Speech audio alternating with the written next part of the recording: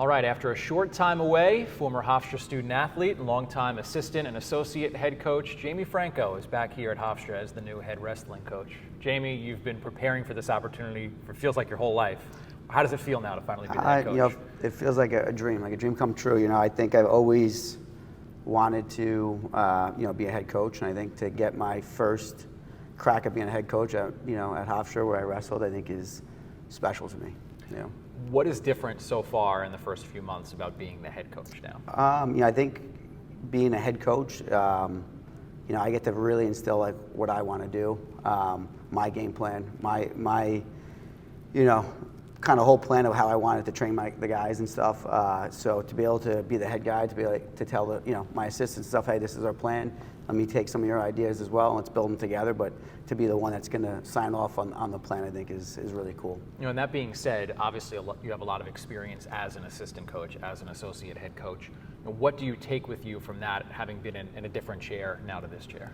I think working my way up from being a volunteer up to an assistant to an associate head coach and now being a head coach, I think I learned every part of this job, from the little stuff to some of the bigger stuff. So, it's good because I can help, some of my other coaches as well, kind of like transition into their role as a coach and help build them as well to be the best coach that they can be. And I know like all the little things that need to be done, and I'm ready for the new tasks of, the fundraising and building the team from a whole now as head guy. So. Well, you only left for a short time. You spent last year at Columbia. What did you take away from that experience? How good was it to maybe have a little bit of outside experience to bring back with you here to Hofstra? Yeah, I think, I was gone, 9.5 months. I don't even think I made it 10 months away. It was just a special 10 months though. I got to go work under a mentor, a coach of mine. So, I got to learn and see how he actually adjusted as a coach here to as, 10 years later as a coach at Columbia. So I was able to pick his brain and see how he likes to do things that I could bring here. And, having two other assistants to be able to see how they operated, it was really nice to see some different coaching techniques, coaching strategies. And then I think the biggest thing too was I had a whole new group of kids, so I had 40 different kids, and I was able to really learn from them as well of how they trained, how they operated as a team, as a unit. And it was kind of a special 10 months to kind of see something where I was really uncomfortable. I was walking into a situation where I knew nobody besides the coaching staff, so. Do you have a certain philosophy that you want to bring to the team?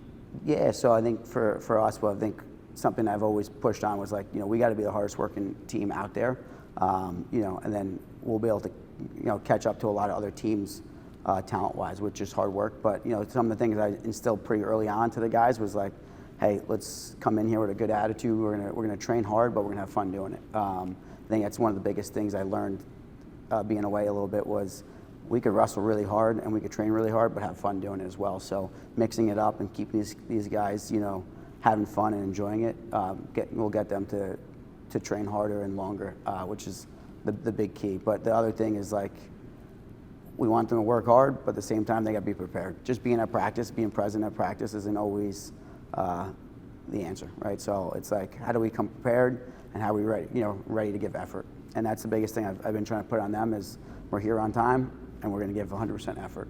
Doesn't mean we need the results right away, but we need 100% effort every day, every workout, every practice, and we'll get to where we need to get to. It wasn't that long ago that you were a student athlete here yourself. What stories do you share with the current team from your time as a wrestler? Yeah, it's obviously 10 years. I'm going on my 11th year out now of college, but I share a lot of the stories of just kind of the brotherhood that I created, we created here as a team. Still have some of my best friends are still the guys that I wrestled here with, being in their wedding parties, being at, at some of their kids' birthdays and stuff. So, we kind of came in and was like the first generation of like everyone staying here and we're going to do this, all summer long. And so I kind of share those stories of, hey, we were doing the same workouts you guys were doing. We were on the turf at 6 a.m. in the middle of summertime. We were training, and we got to enjoy the beach and everything like that, and just kind of how to make a tight-knit family is the stories that we talk about, and some of the guys that came through, of the other alumni and stuff, of being able to watch some of them wrestle or some of them, going on with their other ventures of fighting and stuff like that. So. Well, you bring that up, and there's such a rich tradition and history here. So many wrestlers that whether they've had successful college careers. You mentioned gone on in other disciplines of fighting. What kind of stories do you maybe share with the current student athlete about those guys that you've kind of crossed paths with here? Yeah, I think that's like, we have a rich alumni of guys all over and all different, all different walks of life right now, between if it's, in the finance world, or if it's, Chris Weidman being a former alum, and someone I worked with for a long time outside of college, who's, world champ. So those stories are just kind of like how being able to watch him train from day one. I got here and he was training for his first fight, and he was coming in, and we had a lot of alumni that would come back and train with us. So, try to spread that out of how these guys trained and wrestled, and then what their next steps of life went. So to be able to connect our current athlete with our past athletes is something that I'm really, excited to do. What accomplishment from your career are you most proud of now, 10 years later? I think 10 years later, my best accomplishment is really just about, the team player, right? Like I felt like when I was here, the nickname and the joke was always, I was, joked as I was Coach Franco, all right, as an athlete. So being able to, obviously my accomplishments were great too, but I think I got some enjoyment more out of my teammates' accomplishments and helping them, if it was, my training partner, Steve Bonanno or Luke Veit, accomplishing their goals to be All-Americans and make the round of 12. And, PJ Gillespie, watching him being an All-American was special, and Justin Accordino. So watching those guys become All-Americans and helping them being side by side, training every day in practice in the weight room I think was really special as an athlete. But I think as a coach, I think helping guys accomplish their goals is the biggest. Watching Mike Hughes and helping Mike Hughes, coaching him to being an All-American was, special. I was really early on, and I thought I was kind of still in the stage of like, oh, this is what we're supposed to do. We have All-Americans all the time. Then obviously, went through a couple of years without having some All-Americans, and then getting the one at Columbia this year was special as well. But, it's not always about being an All-American, but it's more about helping the kid accomplish their goal. I had learned that not all kids, their goal isn't always to be an All-American. Some kids' ceilings might not be as high, and they can get the same enjoyment of just being a qualifier. So kind of just getting realistic expectations from the kid and helping them achieve as high as they can. Did you always want to be a wrestler when you were growing up? I don't think I always wanted to be a wrestler. I kind of stumbled on it. My dad wrestled a little bit, my uncles wrestled a little bit, and I kind of just I was in an area where wrestling was kind of big and wasn't my first sport, probably was my last sport that I started.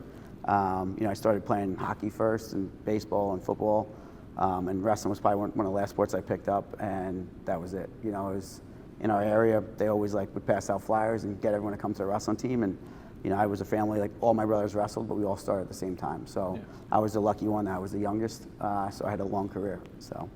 Thinking back on that, what advice would you give to a young Jamie Franco about the future you're going to have? Yeah. I think for me it was just, hey, I was always had high goals of things I wanted to do, and I always wanted to be a state champ, wanted to be an All-American growing up, and it just was one of those things. It's like, hey, how are we going to work at this every single day? So I think the advice I would give myself was, set your goals high and don't stop till you get there. What's the best advice you've received from a former coach? Former coach, I think when I started to get a lot of success in college was when I learned that they cared more about the effort than the results. So it kind of freed me up a little bit that if I just went out there and wrestled really hard, hopefully that we were going to get the win, but if I didn't, I could walk off the mat with my head high and know that I gave 100%. And I think that was the biggest thing for me of not being worried about losing, was just, hey, let's go out there, we'll give our best effort, and sometimes your best effort's not good enough, but it's okay, because no regrets. College athletics has obviously changed a lot since you were a student athlete. What do you think the biggest challenge is now for student athletes coming into your program now? I think the biggest challenge for the students coming in now is just the expectation that we hold on them. I think, with what they need to do in school, what we expect them to do on the wrestling mat, in the community service, trying to be an overall great human, I think weighs on the kids a little bit. And obviously we're not going to change that, and we expect the most from them, but I think how much time we actually expect the kids to be doing things at all times for for development and everything like that is I think the hardest obstacle that they face. So. All right, before we wrap up, we've got some Jamie Franco rapid fire. Your favorite sports outside of wrestling? Favorite sports, golf, but Okay. pickleball is becoming a close second. Okay. So. To watch or play or both? Golf to play, obviously. If we were going to say to watch as well, obviously football. I watch all sports, but tennis is up there, but I just don't play tennis. Okay. So. Did you have any favorite teams that you rooted for growing up? Yeah, so I grew up big time. Like I said, hockey was my first sport at 4. So I grew up a big Rangers fan. I would go to a lot of the games. New York Yankees, I think. Growing up, I watched a lot of games with my grandparents. And then I'm a Miami Dolphins fan. How I am a Dolphins fan, I don't know, but still, Okay. I still held on to all those bad years of the Dolphins. So, Yeah, and it's working out. Turning the right corner now. now. Turning the corner, Exactly. yep. Your favorite place on campus? I know you're going to say the wrestling room.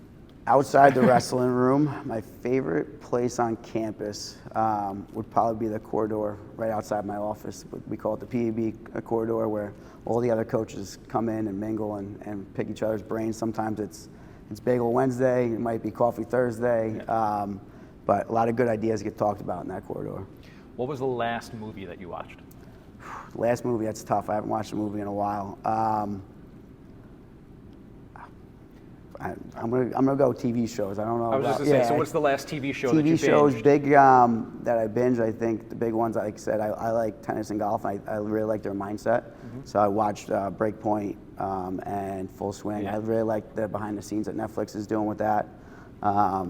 Watched Cobra Kai came back out, so watched that. So, but a lot of TV shows, a lot of documentaries is what I like to watch. Okay. Your favorite ice cream flavor? Coffee. Interesting. Okay. Since a young kid, I don't know how, but. Okay, interesting. Yeah. All right. Well, Jamie, thanks for the time. Good luck here as you embark on your first season as the head coach at Hofstra. Thank you.